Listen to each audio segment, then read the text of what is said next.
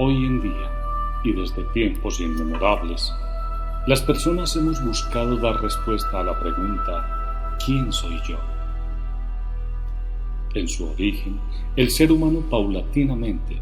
fue conformando una estructura cerebral que al mismo tiempo daba paso al nacimiento de sus emociones, pensamientos y lenguaje. La lucha del hombre, desde sus orígenes hasta nuestros días, ha sido la preservación de la especie, creando patrones de comportamiento y sobrevivencia que le permitieran existir en medio de este mundo hostil. Es así como podemos comprender cómo es que las emociones y los sentimientos están directamente relacionados con el cuerpo para permitirnos reaccionar de manera inmediata ante las amenazas que provienen del mundo exterior, dando pie a la formación de mecanismos de defensa internos y que quedaron grabados en el cerebro humano. Sin embargo, para el hombre no eran suficientes las explicaciones que podían dar cuenta de los fenómenos que se le presentaban de manera inmediata ante sus ojos. Así que le fue necesario crear un sistema de creencias que iba más allá del conocimiento inmediato de las cosas, que formara parte de sus sentimientos y emociones y que a la vez le permitiera contemplar y maravillarse de todo cuanto le rodeara. Solo así le era posible conseguir armonía interna e interacción deseable con su mundo exterior. Es así como el hombre crea los símbolos, mitos y religiones para asimilar y explicar todo cuanto sucediera, desde los fenómenos naturales hasta las fuerzas del universo visibles e invisibles que se manifestaban de muchas diferentes maneras frente a sus ojos. Comportamientos, emociones, imaginación, mitos y símbolos integran el conjunto de los contenidos de la estructura mental del ser humano desde sus orígenes hasta nuestros días. Sería inútil tratar de comprender al hombre sin la totalidad de estos elementos que componen los procesos mentales superiores de toda persona.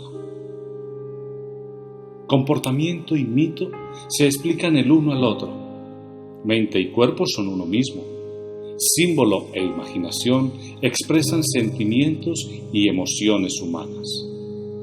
Sin embargo, la ciencia se ha encargado durante más de 2 siglos de dividir y separar estas dos partes que, como el yin y el yang en el Tao, son parte del todo en la estructura del individuo que le hacen convertirse en un ser espiritual para poder trascender. La recuperación del lado reprimido de la espiritualidad occidental, el conocimiento de los trabajos de los sacerdotes egipcios, la profundización en el saber de la escuela filosófica griega, los gnósticos cristianos, la investigación sobre la alquimia de la Edad Media, las diferentes formas de chamanismo practicado en varios continentes, unidos con el conocimiento de la medicina científica ortodoxa actual, los principios de la física cuántica y las diversas vertientes de la psicología desarrollada en este último siglo, es el viaje de retorno que se propone en este modelo terapéutico creado por Luis Antonio Martínez como parte de la quinta fuerza de la psicología transpersonal del siglo XXI. Personajes como Charcot en Salpêtrière, James Steele, Joseph Breuil o Freud a finales del siglo XIX comienzan con un gran movimiento en la investigación de la mente, que culmina en esos tiempos con la aparición del psicoanálisis como un enfoque terapéutico que pretende trabajar en la sanación de las enfermedades mentales.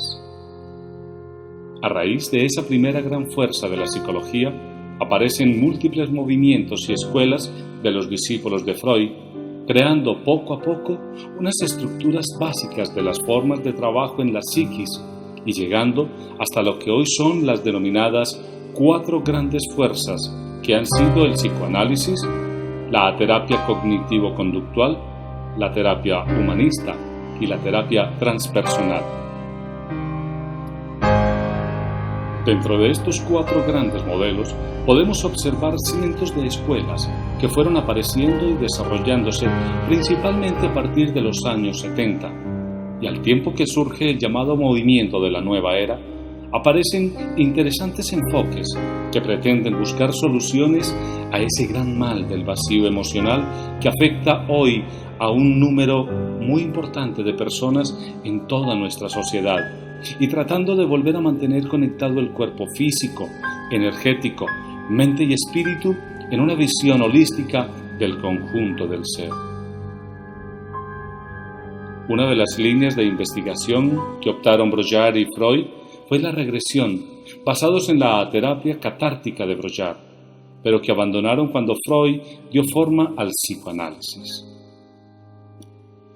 En la década de los años 30, Sándor Ferenczi desarrolla la llamada regresión terapéutica, que permitía liberar muchas emociones reprimidas en el inconsciente, pero también abandona para trabajar en el psicoanálisis. Sin embargo, otras personas, como el psiquiatra Milton Erickson, investigan en los años 50 nuevamente sobre la regresión en edad, y desde entonces infinidad de autores han tratado de profundizar y aportar modelos en este enfoque psicoterapéutico. Luis Martínez comienza a desarrollar un nuevo modelo y enfoque terapéutico que llama terapia regresiva reconstructiva, basado en sus experiencias personales con recuerdos de la infancia, que de manera racional no puede acceder a ellos, encontrando, a través de otros estados no ordinarios de conciencia,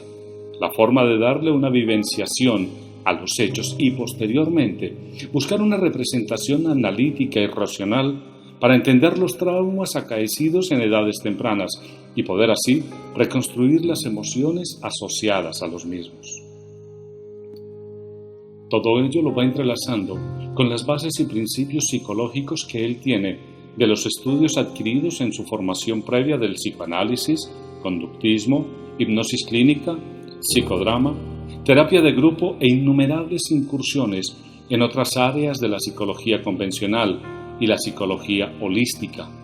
la cultura de las religiones y tradiciones esotéricas y espíritas que conoce como la teosofía de Madame Blavatsky, el movimiento espírita de Allan Kardec y diferentes iniciaciones que con diversos chamanes tuvo en distintos países como Gabón, Marruecos, México, Panamá, Brasil, Colombia y Estados Unidos, para con todo eso ir dando forma a lo que hoy conocemos como terapia regresiva reconstructiva. Influenciado por la riqueza de la cultura egipcia,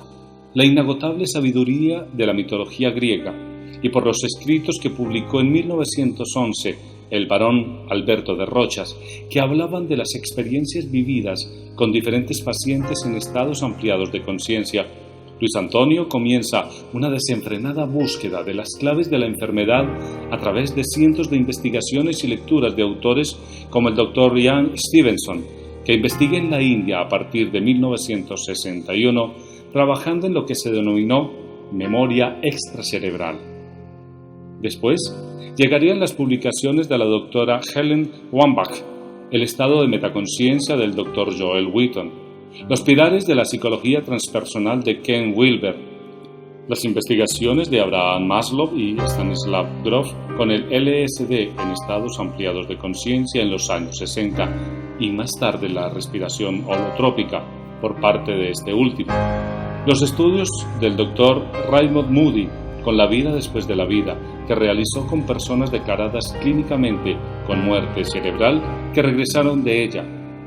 el Dr. Morris Netterton y sus experiencias de vidas pasadas, Joaquín Grau y el asentamiento de las bases y principios de anateoresis, Thomas Berney y sus interesantes investigaciones de las experiencias del bebé en la etapa intrauterina, y el Dr. Hans ten Dam y la creación de la Academia Europea para la profundización de estudios y trabajos de regresión.